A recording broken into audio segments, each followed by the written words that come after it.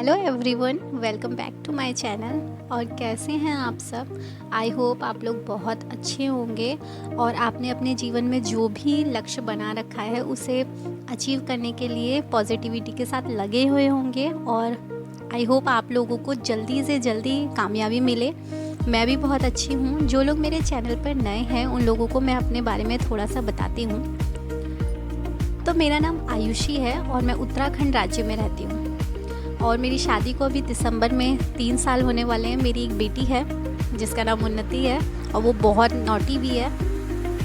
और मैंने क्वालिफ़िकेशन में बीएड कंप्लीट किया है और लास्ट 2 बार से मैं अपना सीटेट का एग्ज़ाम जो है दे चुकी हूँ, जिसमें मैं 2 बार 7 नंबर से ही एग्ज़ाम में रह गई थी। और इस बार फिर से मैंने दिसंबर में जो एग्ज़ाम आएगा उसका फॉर्म फिल कर दिया है। और इसी के साथ मैंने यूटेट जो हमारे उत्तराखंड में है उसके लिए भी मैंने आवेदन कर दिया था और जिसका एग्ज़ाम अभी इसी 24 अक्टूबर को है।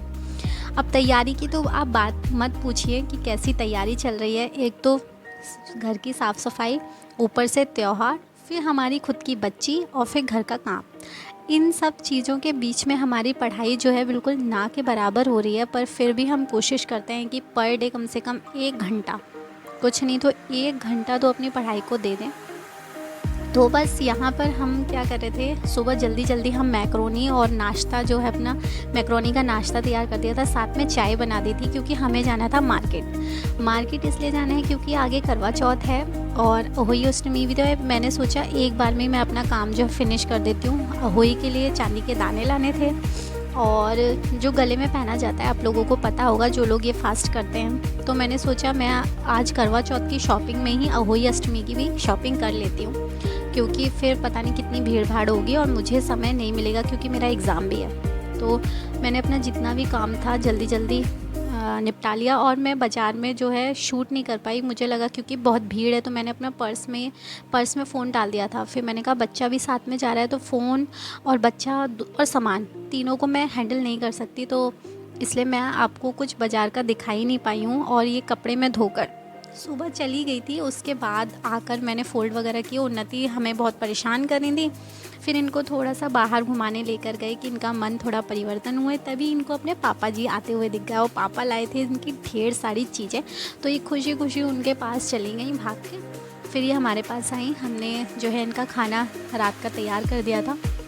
फिर इन्हें इतनी जद्दोजहद के बाद खिलाना पड़ता है ना खाना।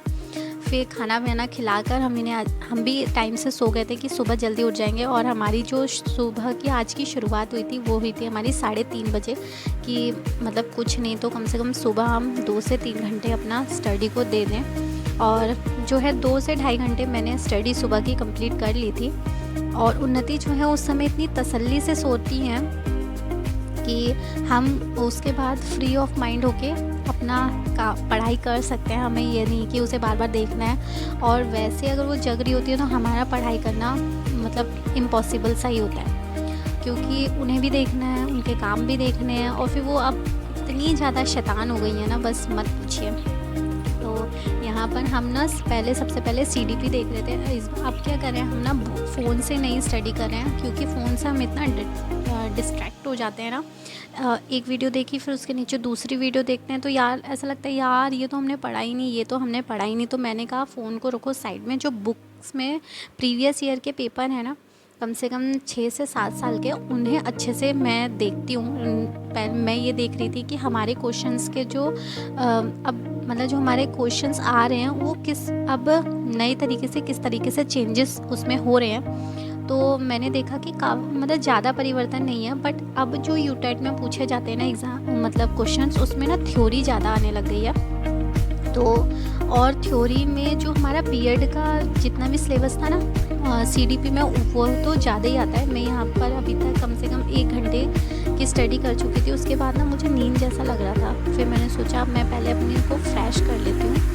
तो मैं इसके बाद उन्नति की बॉटल बॉयल करने चली गई थी क्योंकि वो भी थोड़ा जगने वाली थी। तो मुझे लगा कि उनको भी दूध दे दिया जाए, वो उठेंगी तो सबसे पहले दूध मांगेंगी। तो उनकी बॉटल को बॉयल कर दिया था और यहाँ पे चाय बन गई थी। चाय बनने के साथ साथ फिर हम अपनी दोबारा से जो है स्टडी को कंटिन्यू करेंगे क्योंकि अभी समय था, क्योंकि 5 ही बज रहे थे। तो अभी वो सो भी रही थी तो आगे लग गए। पढ़ाई करने के लिए। हस्बैंड भी अभी 6 बजे तक उठते हैं, जाने के लिए रेडी होते हैं अपनी कंपनी, तब तक टाइम था। और हाँ, मैं आपको लोगों को बताने वाली थी कि मैं अपना सीटेट ना 2 बार फिल कर चुकी थी और दोनों बार मुझे ना असफलताओं का मुँह देखने को मिला था। जीवन में जो सफलताएं और असफलताएं हैं ना, ये हमारे जीवन का एक हिस्सा है। मुझे ऐसा लगता है ये हमें कुछ सिखाने आती हैं असफलताएं, कि मतलब हमारी असफलताओं में किन लोगों ने हमारा साथ छोड़ा, किन लोगों ने हमारा साथ दिया, इन सब चीज़ों को हमें सीखना चाहिए। और मैं आप लोगों से भी यही कहूँगी कि अगर आप लोगों को जीवन में कभी भी असफलताओं का मुंह देखने को मिला है तो उनसे हार मत मान लीजिए, दोबारा उठकर चलना सीखिए। और देखिए, किसी पर ना डिपेंड मत रहिए। अगर आप अपने हस्बैंड पे डिपेंड है या आप अपनी फैमिली, अगर आप अनमैरिड हैं तो आप अपने मम्मी पापा भाई भाभी जिस पर भी डिपेंड है तो मत रहिए। अपने आप को जो है अपने आप को सक्षम बनाइए, ताकि आपकी खुद की भी पहचान बने। और मैं भी इसी चीज़ को लेकर अब चल रही हूँ कि मुझे खुद की पहचान बनानी है, ताकि मेरी बेटी भी मुझसे ये चीज़ सीखे और अपनी लाइफ में जो है इस चीज़ को फॉलो करें। मेरे आज के ब्लॉग में सिर्फ इतना ही था। आप लोगों को ब्लॉग कैसा लगा है प्लीज़ बताना ज़रूर।